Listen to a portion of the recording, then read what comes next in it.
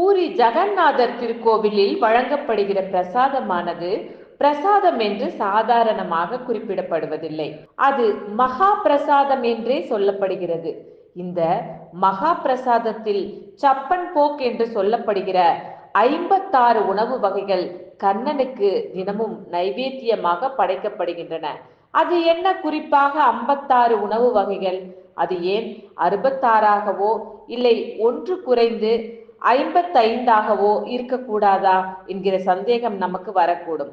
இந்த 56 என்கிற எண்ணிக்கை ஏன் வந்தது என்று பார்ப்போமா?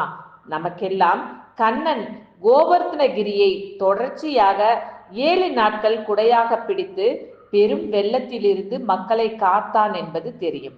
அப்படித்தான் இந்த கண்ணன் ஒரு நாளைக்கு 8 முறை உணவருந்தும் வழக்கமுடையவனாம்.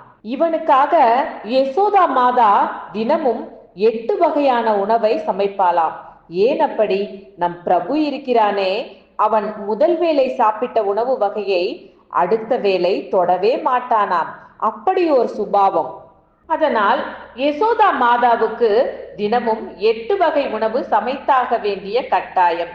இப்படிப்பட்டவன் தொடர்ச்சியாக 7 நாட்கள் சாப்பிடாமல் இருந்து கோவர்த்தன மலையை குடையாக பிடித்து கொண்டு இருந்தானாம்.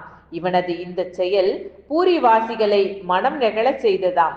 ஹே கிருஷ்ணா, எங்களுக்காக நீ 7 நாட்களுக்கு சாப்பிடுவதையும் விட்டுவிட்டு எங்கள் உயிரை காத்தாயல்லவா?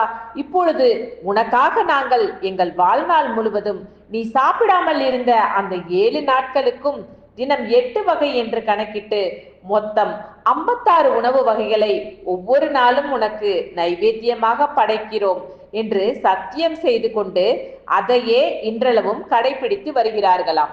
இப்பொழுது தெரிகிறதா பூரி மகா பிரசாதத்தின் மகத்துவம்? அந்த பிரசாதத்தின் இந்த மகத்துவம் அந்த பூரி ஜெகந்நாதரால் உண்டானதல்லவா?